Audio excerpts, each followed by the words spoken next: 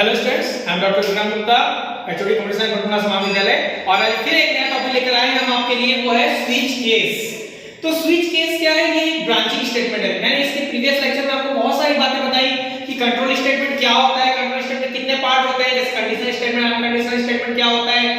Conditional statement में हमने देखा कि ब्रांचिंग और लूपिंग दो प्रकार के होते हैं। कंडीशनल स्टेटमेंट जहां पर हम पर्टिकुलर कंडीशन के आधार पर एक स्टेटमेंट को डिस्प्ले कराते हैं। तो उसमें हमने देखा कि ब्रांचिंग पार्ट जो होता है उसमें इफ भी हमने देखा, इफ एल्स भी हमने देखा, इफ एल्स लेटर हमने देखा, नेस्टेड इफ एल्स हमने देखा।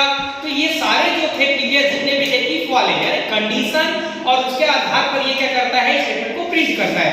तो जब एक कंडीशन के आधार पर दो स्टेटमेंट को प्रिंट करने की आवश्यकता होती है तब हम इफ एल्स का इस्तेमाल करते हैं। जब कंडीशन हमारी सही होती है तो पहला स्टेटमेंट प्रिंट करता है, अदरवाइज सेकंड स्टेटमेंट को, एल्स पोर्शन के स्टेटमेंट को प्रिंट करता है। इसी प्रकार लेटर में क्या होता है, मल्टीपल कंडीशन होते हैं और मल्टीपल आंसर्स भी होते हैं। यानी कंडीशन ट्रू हुई तो पहला स्टेटमेंट प्रिंट करेगा, अदरवाइज सेकंड कंडीशन को चेक करेगा। और इस प्रकार से सीक्वेंशियल ऑर्डर क्या करता है, नेक्स्ट कंडीशन को चेक करता जाता है। लास्ट में फिर वो चेक करके क्या हो जाता है, एल्स पोर्शन को प्रिंट कर देता है और बाहर निकल जाता है। नेस्टेड इफ एल्स में जब मल्टीपल कंडीशन के आधार पर स्टेटमेंट को प्रिंट करना होता है, यानी दो या दो से अधिक कंडीशन को एक साथ चेक करके प्रिंट करने की आवश्यकता होती है, तो नेस्टेड इफ एल्स हमने देखा कि वो बेस्ट ऑप्शन रहता है। सिंगल इफ जो होता है उसका भी हमने देखा कि प्राइम नंबर में किस प्रकार से हम इसका इस्तेमाल कर रहे हैं, अर्थात जब वहां पर एक कंडीशन ट्रू ही होती है तभी हम सिंगल इफ का इस्तेमाल करते हैं, जब हमको पता है कि ट्रू है और उसके आधार पर हम क्या करना है, स्टेटमेंट को प्रिंट कराना है। लेकिन इस सब में ड्रॉबैक्स ये है कि जब हमारे सामने कंडीशन एक होती है और चॉइसेस बहुत ज्यादा है, ऑप्शन बहुत ज्यादा है, और वो पर्टिकुलर 4 या 5 ऑप्शन में से किसी एक ट्रू ऑप्शन को प्रिंट करना हो तो हम वहां पर इस्तेमाल करते हैं स्विच केस का। ठीक है, ये ठीक उसी प्रकार से हो रहा है जैसे एक ऑब्जेक्टिव क्वेश्चन आपके सामने आया हुआ है और एक क्वेश्चन आपको पूछा गया और उसके 4 जवाब है। उन चारों में से कौन सा सही है आपको कंडीशन के अकॉर्डिंग उसको प्रिंट करना पड़ता है। तो स्विच का यूज कहां पर होता है, जब हम मल्टीपल चॉइसेस में से किसी एक चॉइस को सही बताकर डिस्प्ले करने की हमारे सामने आवश्यकता होती है। ठीक है, तो आप इसको सिंटैक्स से समझ सकते हैं। देखिए यहां पर क्या हो रहा है, जैसे ये स्विच हमने लिखा, स्विच एक कीवर्ड है। स्विच लिखने के बाद हम यहां पर क्या कर रहे हैं, यहां पर उसके ब्रैकेट में या पैरेंथेसिस के अंदर में हम चॉइस डाल रहे हैं। तो जो भी हम इनपुट देंगे वो चॉइस यहां पर स्टोर हो जाएगा और उस चॉइस का जो है वो कंपैरिजन करेगा किससे, केसेस से।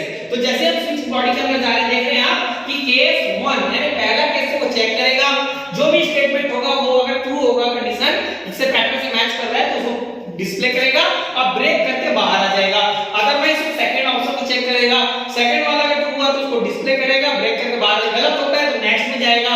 इस प्रकार जितने भी आप केस वहां पर एंटर किए रहेंगे उतने ऑप्शंस को चेक करेगा।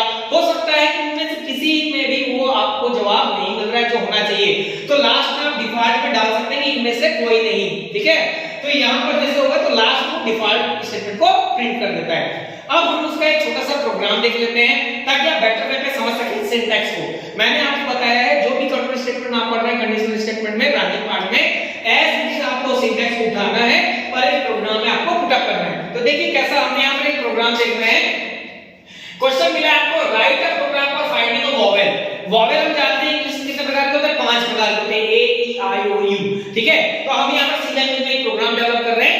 कैसा हो रहा है देखिए, सबसे पहले हमने क्या किया, दो हेडर फाइल लिया जो एज इट इज हम लेते आ रहे हैं, stdio.h, studio.h, स्टैंडर्ड इनपुट आउटपुट.h और कंसोल इनपुट.h जो होता है ये इनपुट आउटपुट प्रोसेस को या कंसोल पार्ट का जो प्रोसेस होता है उसको टैकल करता है।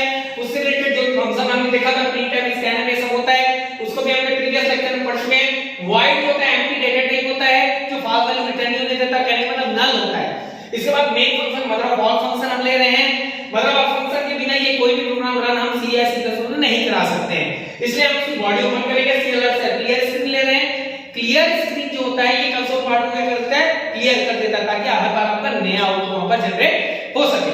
अब आप देखिए इतना पोर्शन तो हम स्टार्ट के लिए इस्तेमाल करते हैं। हमने एल्गोरिथम में देखा था कि स्टार्ट, तो स्टार्ट के लिए मैंने आपको बताया कि 5 लाइन हमको लिखना ही पड़ता है। ठीक है, इसके बाद हम ले रहे हैं डेटा टाइप। सेकंड स्टेप होता है हमारा इनपुट देना, तो हम उसको बता रहे हैं कौन सा डेटा है, क्योंकि हमको ए ई आई ओ ये क्या कैरेक्टर है, तो कैरेक्टर के लिए हम यहां पर कौन सा डेटा टाइप ले रहे हैं, char, C H A R, कैर।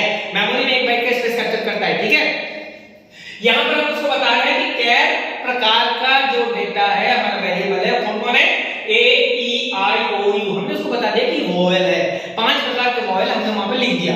अब उसके अलावा भी कुछ भी हो हो सकता है, कोई और भी कैरेक्टर डाल सकते हैं, कॉन्सोनेंट डाल सकते हैं। तो उसके लिए मैंने एक और शब्द लिया है यहाँ पर CH। ये CH की जगह आप OPT यानी ऑप्शन भी लिख सकते हैं, चॉइस लिख सकते हैं। यानी ऐसा एक वेरिएबल होना चाहिए कि जब रन टाइम पर आप कोई कैरेक्टर एंटर करें तो उस कैरेक्टर को ये होल्ड कर सके। क्योंकि मैंने पहले भी आपको कई प्रोग्राम में मैंने आपको बताया है, प्रीवियस जो भी है, कि मेमोरी में डायरेक्टली वैल्यू कभी भी इनिशियलाइज नहीं कर सकते हैं, उसके लिए एक होल्डर की आवश्यकता पड़ती है जो होता है कंटेनर है वेरिएबल।